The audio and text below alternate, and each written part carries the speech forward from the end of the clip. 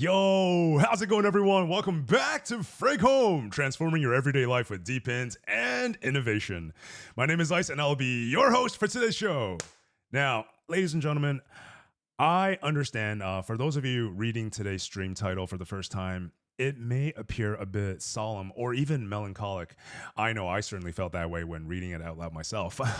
And I suppose the reason why that is, guys, is because there exists many unspoken truths in our space, and it exists on every level imaginable. As community members, I know you guys feel this. As content creators, as project staff and leaders, there are certain things that we simply cannot talk about openly.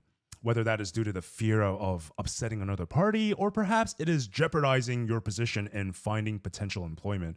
Oftentimes, we just keep things buried deep in our hearts and don't vocalize it to anyone. And just as this exists for all the categories of builders that we've just listed out, this phenomenon right here also exists within the minds of founders. And today, we'll be making the bold move to address some of these truths, and hopefully, via today's conversation, we can help pave the way to educate, to inspire, and to demystify what it truly means to be a founder here in Web3. So let's talk about this, guys. But first, please let me allow me to check in with my co-host, the mastermind and founder of Frig Home. What's going on, Axel? How are you doing today, man? I'm feeling good. I was preparing like John Cena, when he's making his entrance. Hell yeah. Ba-ba-da-ba. Oh yeah, I was waiting for the Oh music. man. We'll get that queued up next time. But dude, so nice to see you, man. How are you doing? I'm feeling great, man. How are you doing? I'm good. I'm good. I'm coming off of this weird craze of preparation as the next IRL event. So we just wrapped up consensus. I mean, NFT NYC is right around the corner. So kind of trying to figure out what that itinerary might look like. So I'm prepping and I'm stressing in my own way. But how about you, man? Yeah, I'm feeling good. Right now, we are launching the private beta for Frig Liquid, so That's I'm right. very excited. Uh, for those who want to participate, I'm saying it right now, so after I don't forget, we open up a Discord. You can find the link pretty easily on Frigom account or even on my personal account. We post it often in commentary in comment, and yeah, by joining us, you will get early reward and you will give us a favor by giving us your feedback. So welcome. Thank you for that, Axel. And before we kick into the founder's journey and the founder's talk regarding things that we cannot speak of publicly, let's actually double down on Frig Liquid a little bit more because, just as you said, the beta launch has just happened. So, first of all, how can community members actually get involved, and what opportunities will there be for early testers of Frig Liquid? Yeah, so we want to build product hand to hand with our community. We don't want to develop a big product that is already perfect, but no one uses because they don't have interest or they don't like some things. We want to build things together. So our technical team built an MVP and we release it privately with some people that believe in our project, believe in our vision before we have the big hype and the big numbers. And because they give us their feedback, we adjust to it. So we create a product that fits to our community from the start. Gotcha. And when you say feedback from the community, is there like a designated form that they have to submit, or how will the team actually receive the feedback after beta testing Freak Liquid? Absolutely, Ice. There will be a designed form that they can fulfill at any moment. We gather rating, we gather comments. There is some closed questions, some open questions, so we get the maximum output from their takes. And by doing this and taking time for it, we will assign them a specific role for Discord. Later on, if they used our DeFi protocol, they will have their yield that is boosted, and they will accumulate more points than others for future rewards, if you know what I mean. So, yeah, there is a lot of benefit to help us right now. It's a win-win situation. We love to hear that. And actually, just got a message from the producers chat. I know we talked about this last time on stream, but just so we kind of backpedal a little bit, so everyone gets the full context. What exactly is Frig Liquid, and why might consumers might be interested in using it?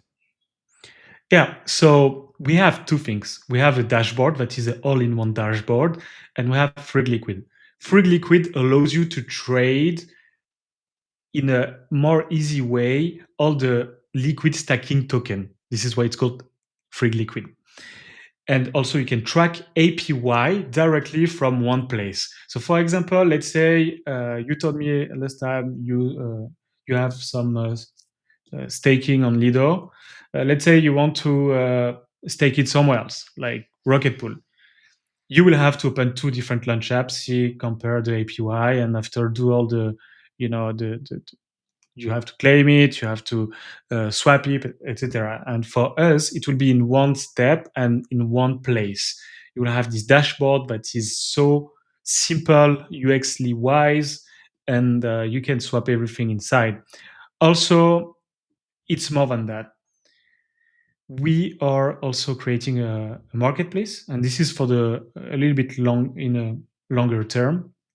This marketplace will allow you to let's say kind of add your the app that you're using directly on our dashboard. So did you play to flash games online back then? I actually did. Are we talking? Are we talking about like a Newgrounds, or what are you referring to? Like Happy Wheel, etc. So yeah, exactly. So how it works is like you have a window inside your website. It Mhm. will be the same for us, you know. So this is how we envision the future. It's like it will be all-in-one dashboard that will gather everything. And we start with Frig Liquid, which is a proof of concept, and then we'll make some partnership with some foundation and blockchains, etc., to add their stuff, so you can easily use finally the blockchain in one place.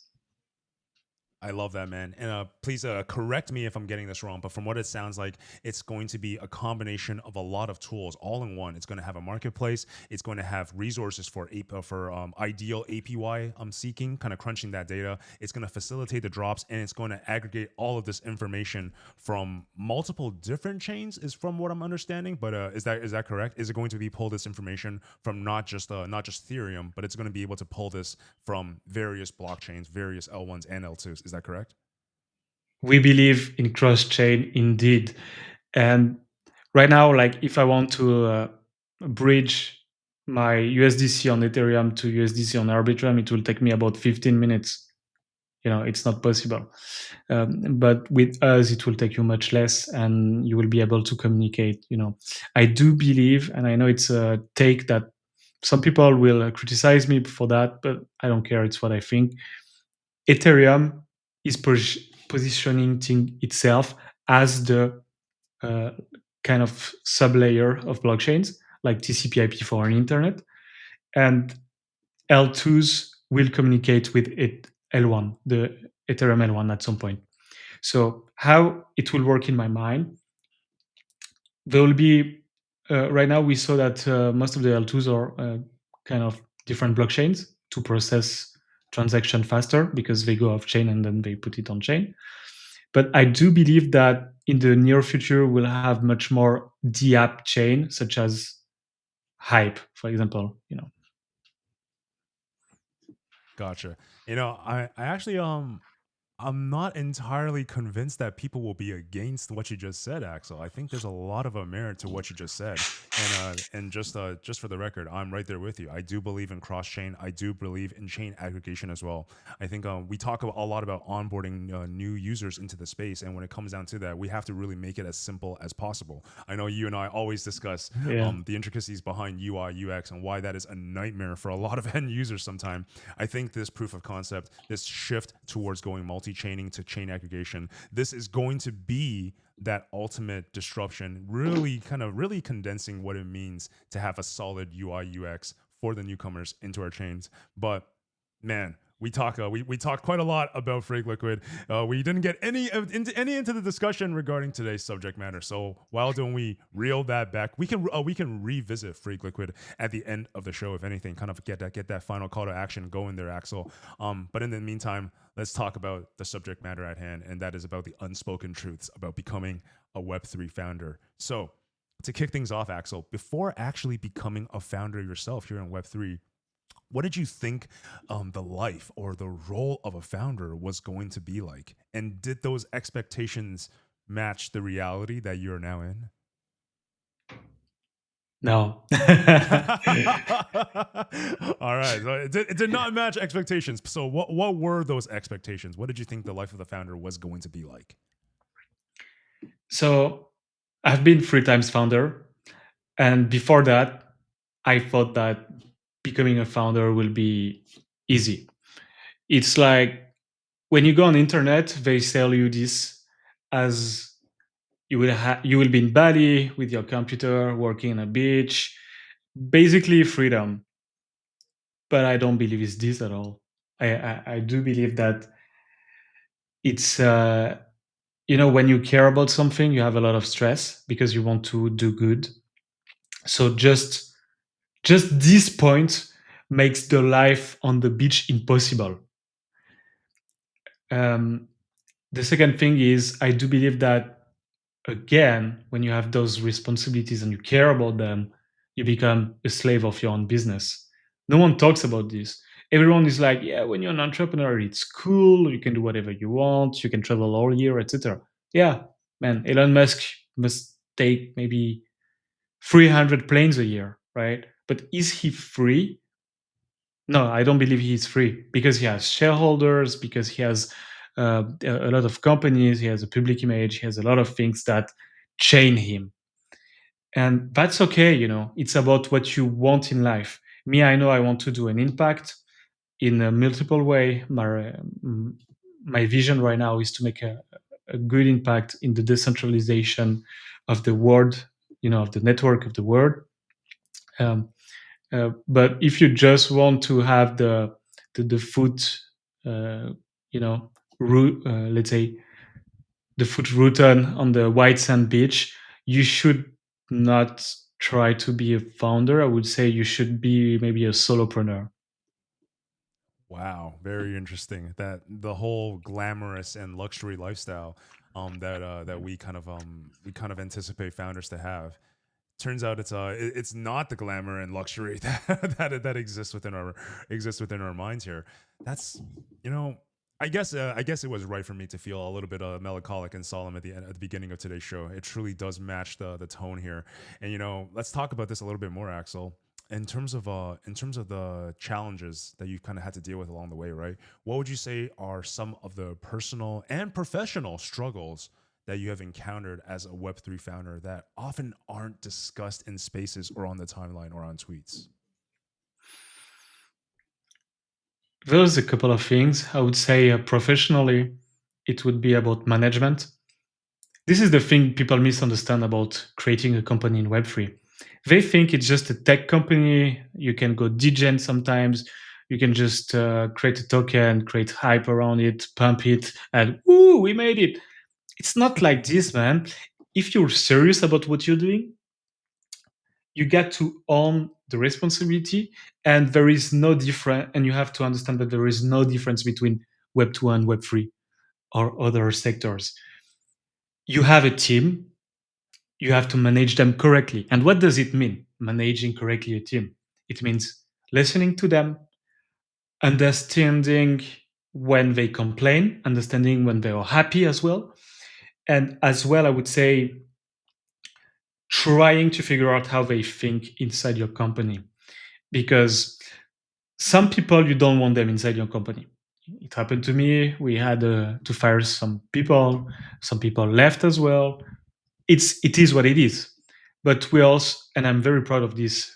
Most of the early employee we got on, are still they are still with us. And why is that? Is because when they have a frustration, I listen to them, and after I answer. But I do not sacrifice myself. I don't tell them what they want to hear necessarily. I just tell them what is fair. And I think being fair is obviously not discussed in Web3 at all, because not a lot of things are fair in Web3, I believe. But management is one of the biggest thing in business in general.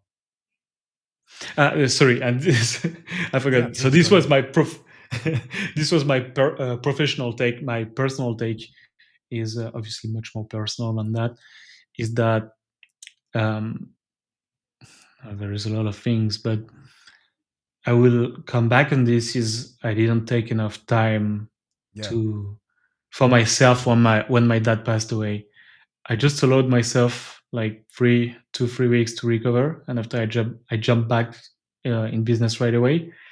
And I noticed that on the midterm, it's not working like this. Like I I'm feeling sad most part of the time, and I do everything in my power to feel better. I start to feel better, thanks God, but still, like it comes back to me. But that's okay. Like I'm fighting with my people, I'm fighting with my family. We are doing good. I'm glad to hear that that things are turning around for you, Axel, and it's definitely one of the most difficult things that anyone can go through in their life, right? But Yeah. coming back down to the frustration aspect of things, and the difficulties in management, I do think from a founder and the professional standpoint, these are things that we have to be very careful of, especially when we're addressing it to our community live, whether that's on Discord or whether that's on TG or on Twitter. But when a community member or a staff member feels frustration, obviously they're pretty free to vent out their frustrations. And as the founder, you mentioned how you manage those frustrations is really important. But what about when a founder experiences frustrations? Like, do you discuss it with anyone, or for the most part, do you just keep it to yourself? There is this ego man thing that you don't want to talk Hmm. to anyone about what you feel, what you're sad about, especially what you're frustrated about. I think there is something going on with the masculine energy that kind of make you stuck. You know what I'm saying? Yes. But this is why finding the right partner in your life is so important. I do believe that I have the right partner right now, and she helps me a lot when I'm feeling sad. I do believe as well that the women are very very good, at detecting emotion to people. I think they are much better socially than men in general. Obviously, it's case by case, but I'm talking on a general point of view. And this thing, like this kind of connection with your mom you have. Like sometimes when you're not feeling good, you're smiling and no one notices it except your mom. You know what I'm saying? And I think there is this connect. You can create kind of a deep connection with someone that you're very close to and that you're sharing your life with. And my partner, my girlfriend, helps me a lot to talk about these kind of things. And yeah, we can brainstorm sometimes. Yeah. I absolutely understand what you're saying, Axel. It's that whole I don't know if it's for guys specifically, but there definitely is this aspect here in the crypto space that for especially as a founder, you need to have that stoicness about you, that stoicism. I can't pronounce it properly, but essentially it is the idea that that don't let others see you bleed, right?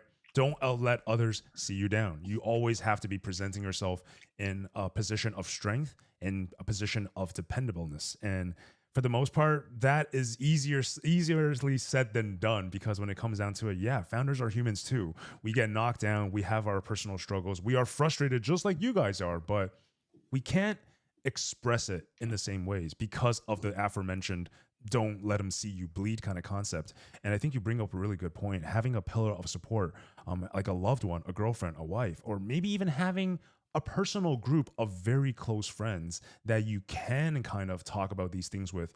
I think there's definitely something about not really finding the solution with your personal group, a support group, or your pillar of support, but sometimes being able to get that frustration off the chest is often enough for you to come back to this subject matter with a solution with a different perspective that allows you to kind of power through it. And McMahon, I don't know. It's tough to not get it's tough to not get sentimental when we talk about these kind of subject matters, Axel. But let's bring things back to the community, right? So we talked about what happens when a founder experiences frustration. However, when the community members expresses frustrations or anger, how different is it when a a manager steps in to kind of solve the problem versus the founder stepping in? What are your thoughts on this, man? That's a good question. I would say the community manager role is to be regular, appear often, so people notice him kind of the admin of Discord, you know. But yeah, so I would say the edge a good community manager will have over founders is that they don't take it so personally because it's their job.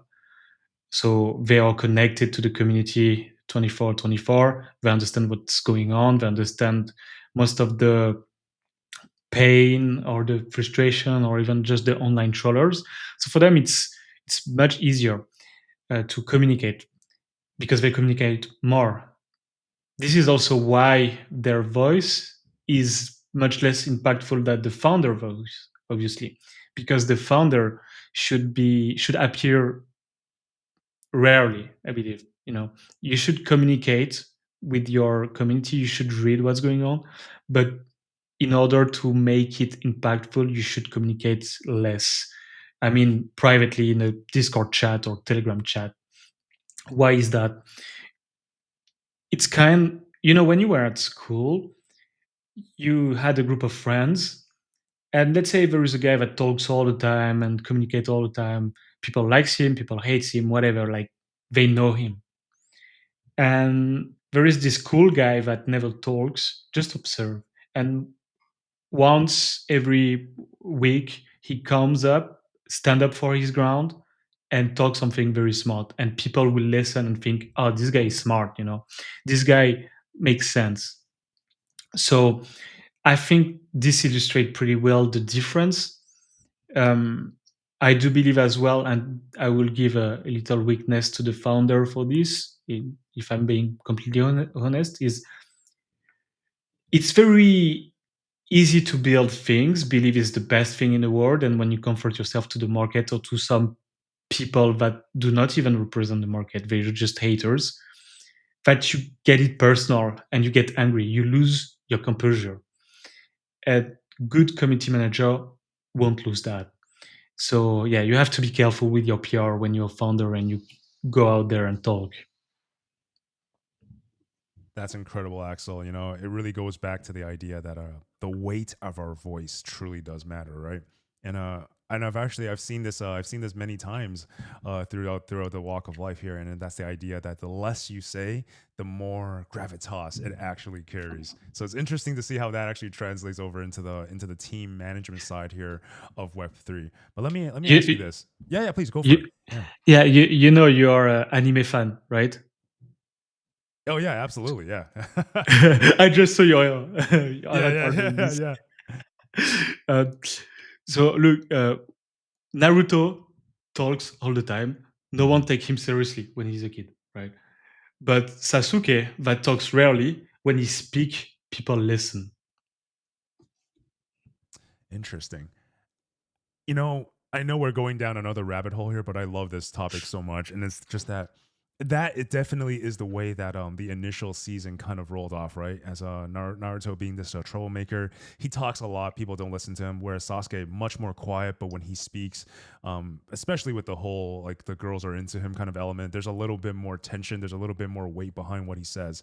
But this also comes from a direction where Naruto in the very beginning of the series, he was kind of seen as a ninja fodder. He didn't really have any skills. People treated him as a joke, but it doesn't mean that his character, his talkativeness actually changed throughout the show. If anything, it became more.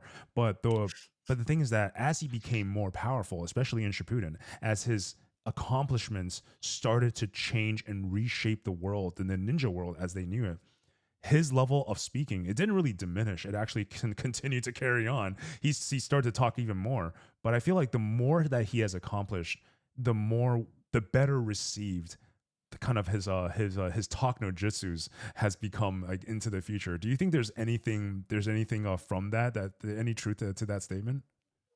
100%. I do believe there is a lot of truth.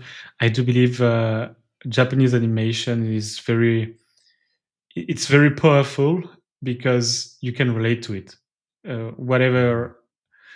Whatever realism there is in it, because like Naruto, if we just look at what's going on, it's not realistic. I mean, like, they have powers, but all the social dynamic is realistic, and this is why people love it. Truly so. It really brings this angle of relatability that no matter who you are, what you're doing, you kind of have maybe a character or specifically, or maybe just certain scenarios that the anime presents itself that makes you Man, identify with it. uh, exactly, and I'm giving you an alpha right now. We are actually working on the storytelling, kind of a lore behind Free Home. And what I wanted to do with my content manager, I told him we need to create multiple heroes. And said, why doing this? Okay, there will be one main hero, but there will be like a couple of support characters, but heroes in their own way. He said, okay, that's cool, but why? And I said, because people need to relate to different people. Like, if the hero is a male and it's a girl that is reading the lore, she won't maybe identify herself to the main character. But if we have a support character that is a woman, such as Sakura, for example, maybe she will relate. And I do believe that it's um, it's very important people to relate to every character possible, whoever they are.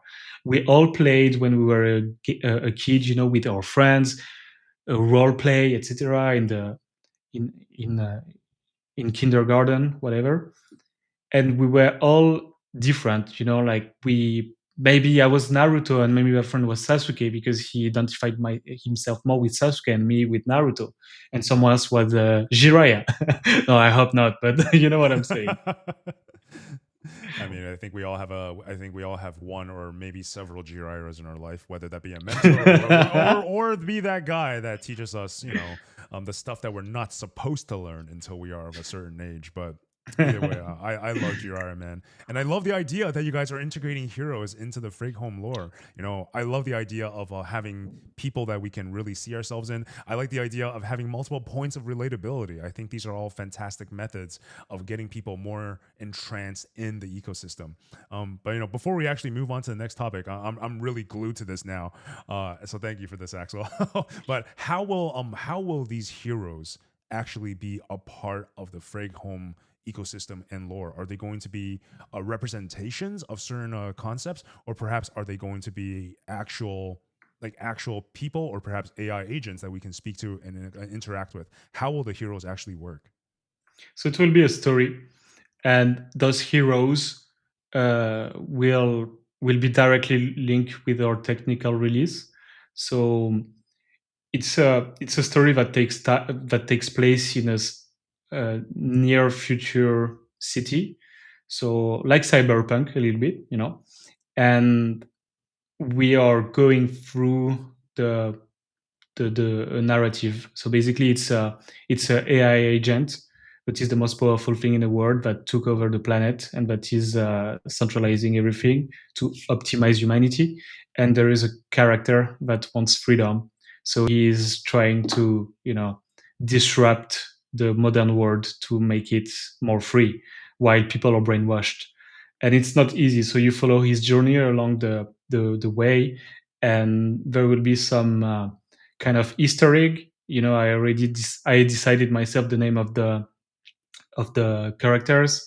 There is some character that are related to Nietzsche, the philosopher, because I really like Yeah. what what he did. And there's a lot of things with the sorry, I don't know in English how it's translated, so maybe I will botch the thing, but there is a lot of things with willpower, with slavery moral, etc. And I do believe that it's a strong thematic, strong topic for Web3, because we're all trying to get freer, and we are making some Easter egg like this. There will be our CTO at some point that just like come explain the plan on how to disrupt the AI agent, and then go back in the shadow and the characters trying to figure out the thing. So everything is related, and obviously when we release a new update, a major milestone for for our product, we will relate it to our lore.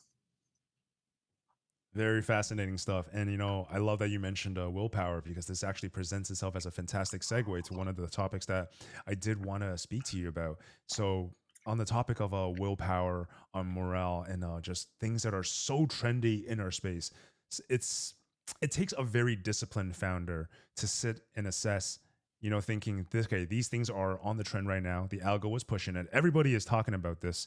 Do I hop on the bandwagon, or do I stay true to my conviction, to what I want to build and my horizons? And so now that we lay down the foundation of what we're going to talk about, can you think of any examples, Axel? Can you think of any instances where you had to make a difficult decision that went against prevailing trends? We refused to make an ICO. We got the opportunity to make one, raised a bunch of money, but we didn't take it. Why? It's because it's always good on the short term, but not on the long term. And I do believe something in Web3 people misunderstand is this: you shouldn't build a business based on hypes, based on new trends popping up, because it won't last.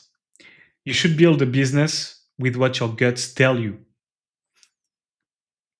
I we we do believe in the long term with Free Home. And this is why we didn't take the shortest path. We didn't take the the we didn't take the easy road, because we want to make a real impact. Is it good for the short term? Maybe not. Maybe I sleep a little bit less good at night. But is it good for the long term? Yes. First, morally, I'm not going to dump any token on my community, as we saw with a lot of recent projects. And second, it just make a statement. We are here for the long term. Man, Axel, I know I've said this before, but you really are, you truly are one of the most kindred souls I've ever met here in Web3, man. And honestly, like, we do a lot, Thank you.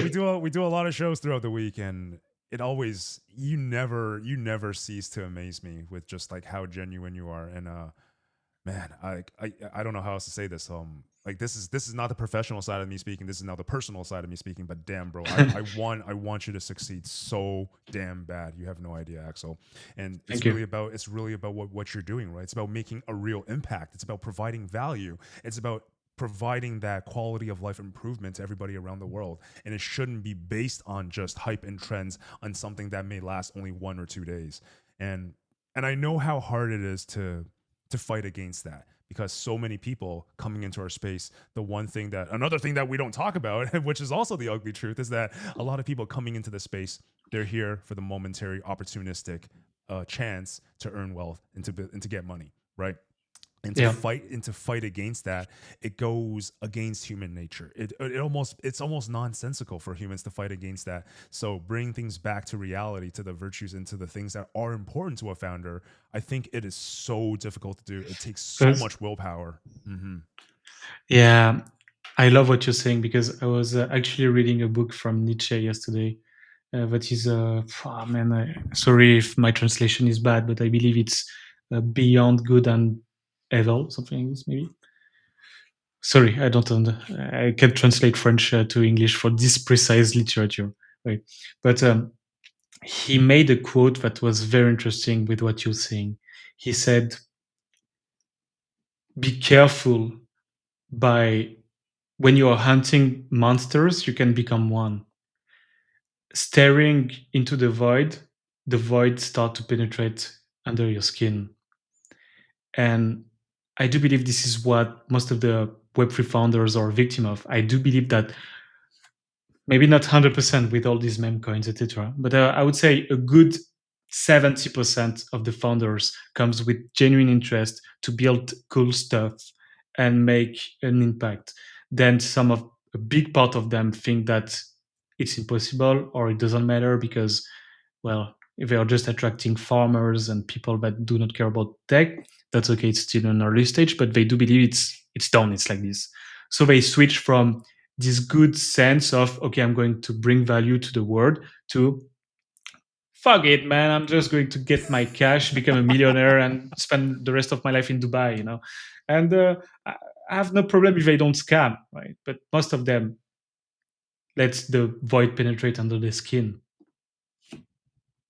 Man, so this is actually really difficult for me to say, Axel, because I feel like what you just said, not only is it affecting a lot of content creators and founders, and just not even just in Web3, it's happening to Web2 and Web3 creators all around.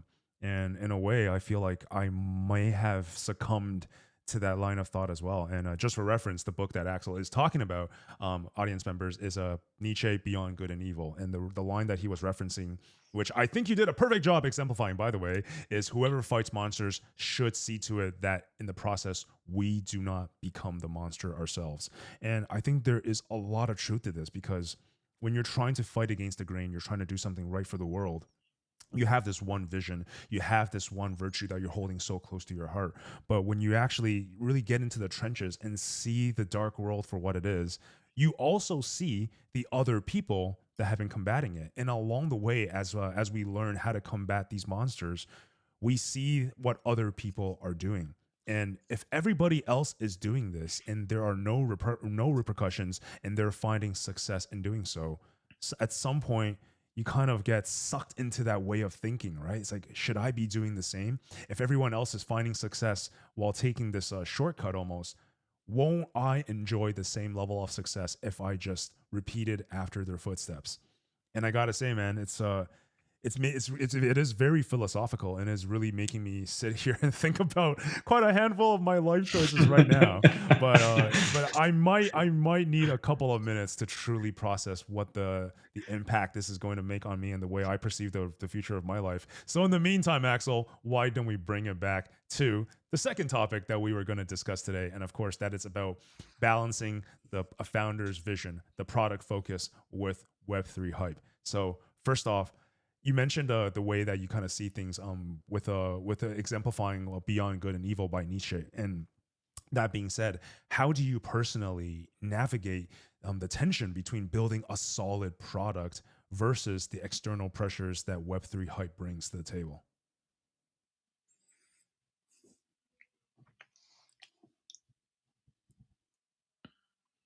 I do believe in my vision. It's part of me. I would say even more. It's not only part of me, actually. It's part of my company. There is a spirit in my company that is very, very present, and it's my dad's spirit, actually. My dad always had this big vision of the world. He always been a libertarian. I've talked on this account a couple of times about him. He's my mentor, he's my coach, he's my hero, whatever. And I took his vision, I shape it around my vision, because when he was there, we used to argue about some things, because we have two strong characters, and we used to argue about how we see things sometimes. So we we kept this vision. We add mine. We add my CTO vision. We add my CPO vision as well, and all this mixer creates kind of a holy receipt of the perfect product aligning with our vision. We are not interested in chasing hypes. Otherwise, we'll just go to the most trendy L2 and then switch when there is a new one that offer more grants, etc. We are not doing this. Also, one of the talk we have is like, should we switch on Solana? And immediately the answer was no. We believe that the future is Ethereum, not Solana. I mean, Solana, okay, no, it's promising. I'm not going to criticize and make myself a Ethereum maximalist, which I'm not. I do believe it's a good tech, but I'm open to other techs as well. We believe that Ethereum was a better choice for us, and we stick to that because we have a vision that fulfill the things. So hype do not interest us, but we do not ignore them. we look at what's going on the market, uh, but we do believe that our product is so strong that it will create a hype in the future. People will start copy us. People will start to make consumer hardware for blockchains. I'm 100% convinced that mass adoption will come with, as we say, UX, sleek UX, but also with BOT, blockchain of things. It's such a narrative that almost no one talked about, and I do believe that this is the future of the blockchain. Right there with you, Axel. Oh man, when we talk about hype, it's always one of those things, man. It's so tough for a creator and a founder to truly ignore it. But just like you said, you guys don't ignore hype, but you learn from it. You learn from the hype, but not easily swayed by it, especially when it comes down to decision making. But surrounding the company's decision and specifically the strategies, what strategies does the team actually employ to ensure that Frig Home is able to remain true to its vision, like you said, and then to really bring that value over amidst all of this noise and all this hype? Like, how do you guys stay anchored to the core mission? On a human level, I would say that we constantly discuss, we regularly discuss about this with the founding team. So I have two other founders right now, and we always talk about it. We always make sure that our vision align with what we are building. Also, for the whole team, we organize a call every month. So first, like the whole team, and the call is not to debate, it's not to talk. I want to make this call as fast as possible.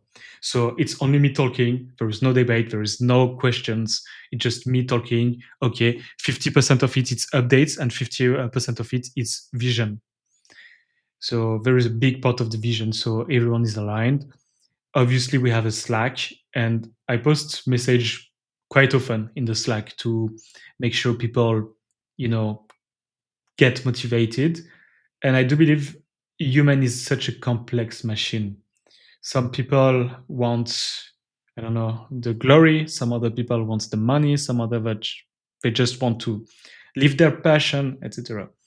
And you really have to study to who you're talking about, to who you're talking to, so you can resonate in the head of the person. And yeah, so this is for the human side, and for the more process side, I would say that we have a brand guideline that reflect our vision and reflect what we are trying to, communicate publicly about. And the branding is very, I believe, as you can see all around the screen, it's like futuristic and kind of sleek. So yeah, I think this plays a role in your vibe. If you're quick stupid example, if you're living in a home that all the walls are painted in black, you will feel maybe a little bit dark, a little bit chaotic, but if it's in white, maybe you will be in more in a clean energy. And I do believe that colors matter a lot of on your mental. Well said, Axel. About reinforcing the vision, providing that, basically acting as that pillar of support for for both for yourself, the personal Axel, because professional and personal Axel, two different entities, right? And sometimes we do have to kind of check ourselves by being a pillar of support as the professional Axel. That actually also helps us on the personal side as well. But I do want to kind of get into a little bit about what you said regarding helping the team stay motivated. And I do think that this is quite important. But what I feel oftentimes is more important to helping one stay motivated is actually developing true discipline. And this is something that I came to realize actually sometime 2 years ago, when one of my partners for the platform that we were working on at the time, she told me that she often feels like she needs to talk to me because she's feeling unmotivated. She needs somebody, that is me, to kick her back into gear and to bring that motivation back into her life. And fine, this went on for about a couple of months, but over time it started to fail, right? Every single time, over time, as these motivational speeches became more and more frequent, I felt that the impact for said motivational speeches also lessened with each time it appeared. And that's when it kind of dawned upon me that motivation is nice in spaced out frequency, but when it comes down to it, the one thing that I really wanted to build for both myself and my partner at the time was discipline that allows them to really proliferate that level of motivation and not being phased when extremity stressors come and pushes the ship over. They need to stay disciplined so things like that don't immediately change their mentality, right? And all that being said is that what are your thoughts on this? Do you think there is an difference in understanding between motivation and discipline? And if that were the case, like how can we encourage our team members to rally and to grow a more disciplined way of thought rather than just momentary bursts of motivation? As Joko Willink would say, discipline equals freedom, right? So yeah, discipline will beat 100% of the time the motivation, but also people have different way to work. Some people, and there is a lot of theory about this that I'm very passionate about. It's called the neurotyping, which is it has nothing to do with 16 personalities. It's something completely different. At the base, it's sports theory, and my coach adapted it for entrepreneurs. And he's testing people through questions and questions, and he can determine a neurotype. And there will be a couple of neurotype. The big I know are a neurotype 1 and neurotype 2. I think there is a third, but I don't know much about it. Basically, neurotype 1 will be kind of the guy that likes to sprint. They don't like to run long jogging. They like to sprint. They like to maybe work 4 times per week, 8 hours, 10 hours, 12 hours, and just work in a sprint way to rush everything, get a ton of dopamine, and after rest.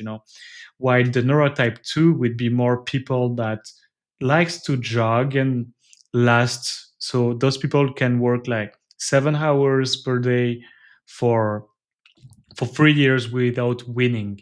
They don't care about winning on the on the short term. They just want a big win at the end. While the neurotype 1 will want quick win at every step in order to stay motivated.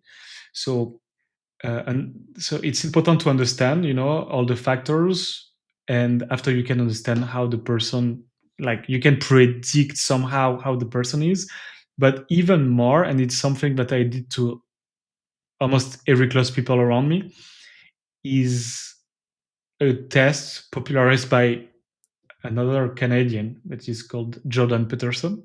I'm sure you're familiar with him. And his personality test is called the Big Five. He didn't invented it, but you can find it on his website. Understand myself, something like this. And it's like 100 questions that determine your personality. You might wonder, like, but is it accurate? Yes, it is. Scientifically, it's one of the most accurate tests you can get for your personality. It's not forget about INTP, etc. This is not accurate. Big Five is accurate scientifically. And one of the criteria of the Big Five is actually the productivity. So by doing it with a potential co-founder to you, you can assess the whole personality, and you can share your result. They can share their result, and so after you can understand how to talk to the person, because maybe this person feels much more stressed than you do. So if you start to argue to this person and talk in a bad way to this person, maybe they'll get frustrated and give less good work. So you have to be more understanding. While maybe another co-founder is less sensitive, so you can come and fight like a dog with him, and after everything will be fine. Maybe another founder is has a lot of empathy, so you have to understand to balance it, because maybe it will be better to talk to employees, but maybe they will be less good to make deals with shark. So so yeah, you this kind of test can allow you to understand more the uh, mental aspect of your coworkers, your family, your woman, your friends, anyone really. And after, even like kind to understand some patterns, and you can reuse that by talking to people. You can ask them some questions, and or not even asking some question, just like when you enter in someone's place, a flat, you can understand how they are, if they're chaotic or organized. And you cannot change the personality. That's the big take of it. It's like people don't change. If people have low empathy, maybe they can work a little bit, maybe they can like upgrade a little bit and understand a little bit more about people's feeling, but they will never be as empathic as someone that is born this way. And yeah, you eight like I think like 80% of your personality is even genetic, like it comes from your parents and your grandparents, Mm-hmm. such as your physical face. Mhm. Yeah, the big five and the personalities. It boils down to the idea that we can't really change others, but we can try to change ourselves to some degree. But I guess the takeaway message here is understanding not just other people. Maybe these are your coworkers, your staff, the loved ones in your life. Understanding what those personality types are, and by understanding, we can thereby really know how to approach them in an effective manner. But actually, earlier on, Axel, you mentioned that there was three neurotypes. Is that correct? You mentioned the sprinter, the jogger. Oh, what was the third one? Did I miss that? Yeah, so this is so to be clear for the audience, this is not part of the big five. This is another theory, but the third one, I don't remember what it is. I think it's maybe an intermediary, but yeah, the first and the second are where most of the people are in any case. Yeah, yeah, for sure. So in between jogging or sprinting, or because like there's the sprinter, the one that goes fast, the short term wins, right? And then there's the jogger, really a marathon runner. You can go out for a long time without a win, but they are the ones that are working hard and very consistent for the long term win. The third one, I'm not. I haven't really given this much thought, but I actually thought it was going to be something along the lines of someone that walks during the race. I have no idea. I gotta look into this, but I man, should ask my coach. yeah, I think this is actually very interesting. Just kind of as entrepreneurs building in the space, I think we all try the journey as the sprinter, because not that we want to go for the short term win, but I think it's because it's compelled by the thought that we want to catch up. We want to catch up to the others, to the other builders, the other founders that have gotten that head start, that are miles ahead of us. So because of that, it really does feel like we need to sprint in order to catch up. But at the same time, I think during this journey, I've noticed myself that one thing that people don't really think about is that the world is constantly progressing around you. Even when you are burnt out, even when you are sprinting, everybody else is going through their own trials and tribulations at the same time. So, what this kind of boils down to is that when you're sprinting, you're really focused and you're just running straight, you're tunnel visioning. There might be other people around you burning out. There might be other people around you that may be changing the pace. So, all this is to say that just because others around you are traveling at such a vast and such a quick rate, it doesn't necessarily mean that we should be taking that and kind of and adhering to that approach. We have to understand our own personalities to figure out which of these methods, which of these neurotypes are best for us.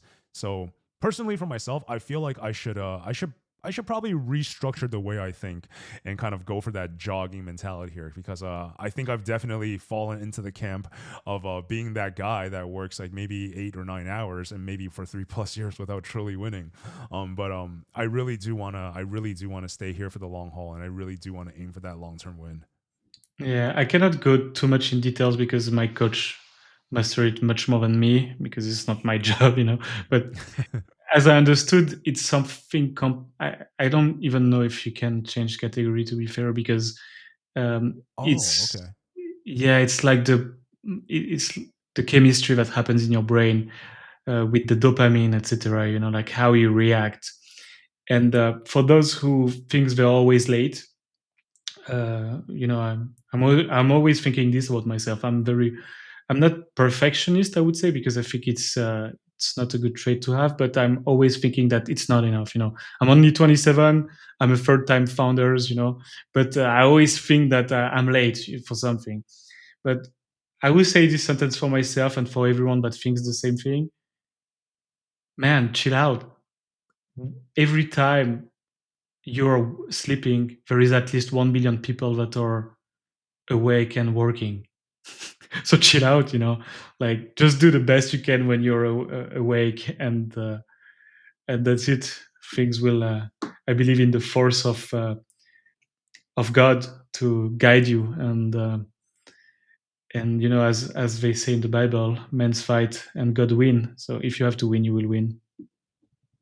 Oh man, that hits deep, Axel. Also, bringing things back to the neurotype. So if we can't change that, then I guess I gotta go back to the drawing board and figure out how this brain truly works. Because now that Yeah. now that you've written this out on paper for me, I don't really know what I am anymore. But I will say, I do think that there's a very distinctive difference between being a perfectionist versus someone that wants to improve because they're not satisfied. Because you mentioned yourself, you don't really believe in the perfectionist mindset, but you find yourself in situations where you're unsatisfied with the work. And I think the difference between this is that a perfectionist will be that guy that refuses to press post. He's that guy that will refuse to upload a video. He is that guy that will refuse to launch the product until it is absolutely perfect. And that is one camp of thought, right? And but the other on the other side, not being satisfied is not the same thing, because I think not being satisfied, it's coming from a realm of where we acknowledge our shortcomings. We launched a product, we put out the post, we send that video off anyway, but we're not satisfied. But the important part is that we identify that and we improve along the way. That is actually very different. Learning along the way versus front loading all of the learning and refusing to actually put out the work. I think that actually is the bottleneck that keeps perfectionists from reaching the next level, because they're trying so hard to make things actually there, but they will realize that when they finally launch it, what they think is perfect is going to be met with criticism. And it is that constructive criticism that actually improves the product along the way. So it all comes down to mentality. It all comes down to how we want to improve. But kind of bringing things back home, Axel, I know this is not exactly something that's on the agenda initially, but I think given the context of the conversation, I think this makes a lot of sense as the closing question. And you mentioned before, you're not about those hype driven narratives. You're not about doing an ICO, getting that money. You're not about becoming the monster that we've been trying so hard to fight. So bring things back home, Axel. If there's one value that you want to bring to the world, what would that be? I would say authenticity. We see, in my opinion, people are getting more and more brainwashed. Uh, we we thought that X will bring more transparency, and I think it does. But there is so much other apps such as TikTok, Instagram, Facebook for the older one that that brainwash people, and even X at some extent, because obviously everyone, it's put in the hand of some people. So as human, they have some flaws and they have some desire, which I understand, and they want to push their own agenda. Obviously, there is some that are more biased than others, but at the end, I'm pretty much a libertarian. I believe in free market. I believe that each people vote with their money. $1 equal one vote, and market don't lie. So it brings authenticity. So I wish that at Freecom we will succeed and we will bring more transparency in the consumer hardware blockchain era. More transparency in the blockchain era via authenticity. That is awesome, Axel. I wish we actually had more time in today's live stream, because I think, or perhaps this will be a great follow up stream that we can do in the future. And it is really diving into the specifics, right? We talk about authenticity, we talk about transparency, and of course, we talked a lot about Frig Liquid and the product that Frig Home is working on to change lives. I would love to take a deeper dive on exactly what the thought process is behind that and the novel utility and innovation this tech actually brings to our homes, and how that tech is going to be able to improve our quality of lives going into the future. But Axel, man, let's definitely plug that into the agenda for a future show. But in the meantime, as we close things off, is there anything else that you would like to share with our audience? Join our Discord. You can find the link wherever, almost on every post right now.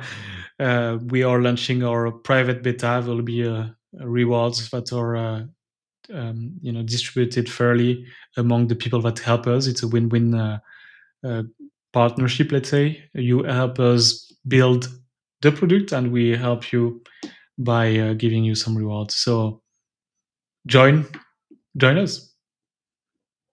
Thank you, brother. You guys are the man. If you guys want to be involved, make sure you guys hop into the Discord. Visit their homepage. Visit their homepage on Twitter. All the links will be available there. So make sure you guys are not clicking in any suspicious links. Make sure you guys are navigating directly from the Frig home page. But that being said, ladies and gentlemen, this is going to mark the end of our live stream for today. And once again, Axel, man, thank you so much for taking the time to be here. I always enjoy these conversations with you so much, and I feel like I become a better person every single time that I talk to you. And if I feel that way, by the way, if I feel that way, I can only imagine how these meetings and talks are with Axel's internal team.